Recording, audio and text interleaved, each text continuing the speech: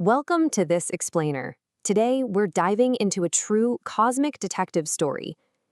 For thousands of years, humanity has looked up at the night sky and tried to decode the universe using pretty much the only tool we had, light. But the most violent, extreme, and frankly fascinating events in the cosmos don't just hand over their secrets so easily. So today, we're going to explore a completely revolutionary way of understanding the universe, tracking down its most elusive messengers. This brings us to a massive, mind-bending puzzle. How do you observe the invisible?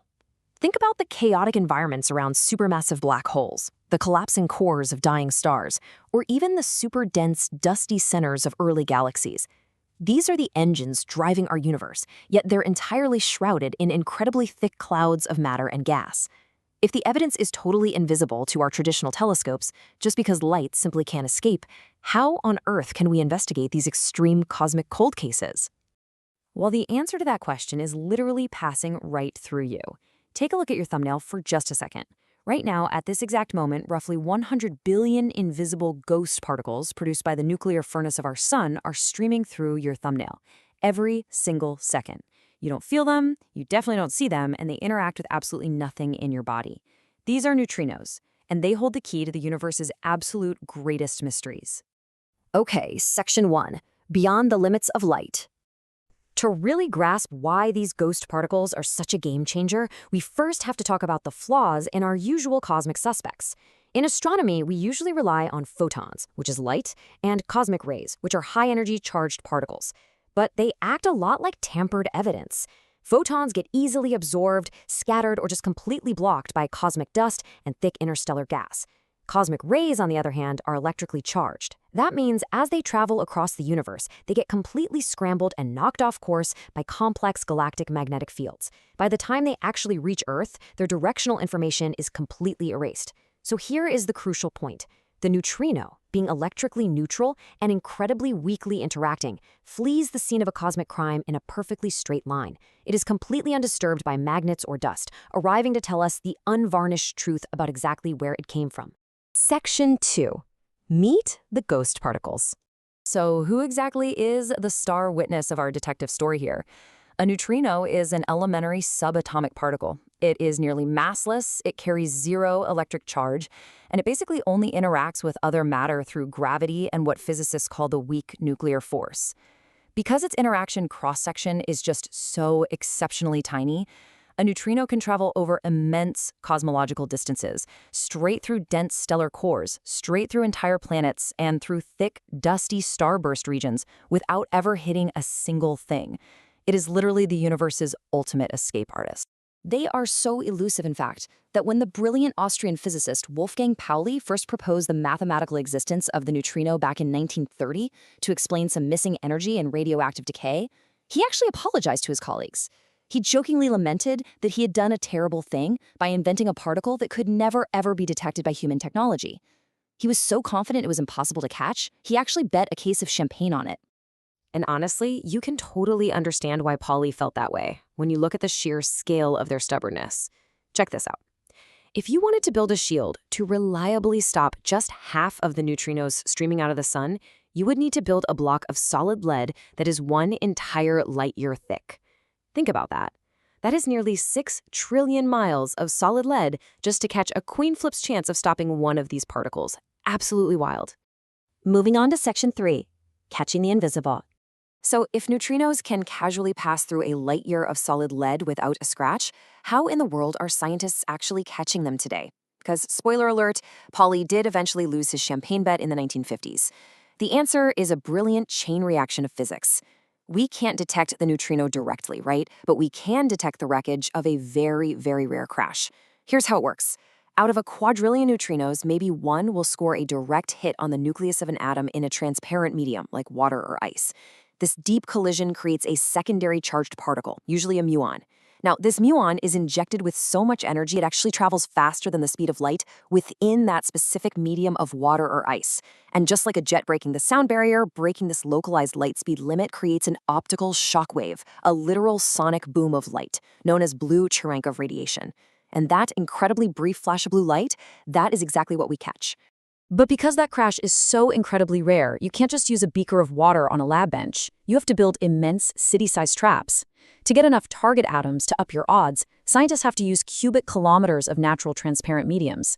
The famous Ice Cube Neutrino Observatory utilizes a full cubic kilometer of ultra-pure deep Antarctic ice down at the South Pole, drilling these digital optical modules deep beneath the surface. Similarly, projects like KM3Net deploy deep underwater arrays at the bottom of the Mediterranean Sea. And this is crucial. They have to be buried under thousands of meters of ice, water, or rock. This massive overburden acts as a physical shield, blocking out the constant, noisy rain of standard cosmic rays, ensuring that only the unstoppable ghost particles make it all the way down to the detectors. And when you look at the data, you can see exactly why all that effort pays off. Even deep underground detectors still see what we call atmospheric neutrinos, basically local noise created when cosmic rays hit Earth's own atmosphere. But there is a massive shift, right around 100 tera-electron volts, or tera-electron volts. At these extreme, ultra-high energies, the local noise completely drops off, and we start seeing the true, unattenuated astrophysical neutrino flux.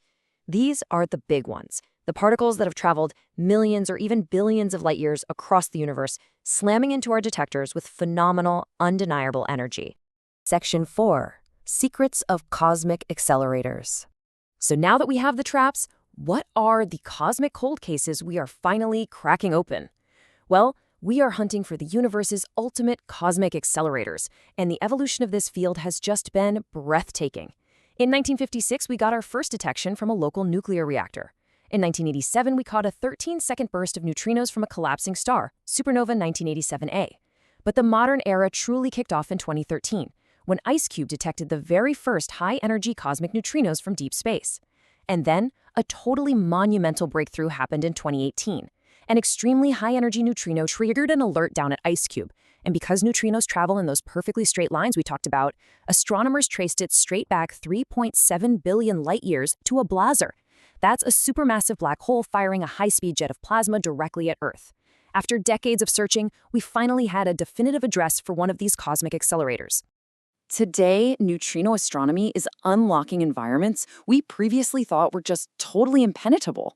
We're peering directly into the hearts of dying stars and supernova explosions. We're mapping the intense plasma jets of active galactic nuclei. Just recently, in 2023, Ice Cube created the first ever neutrino map of our own Milky Way's galactic plane.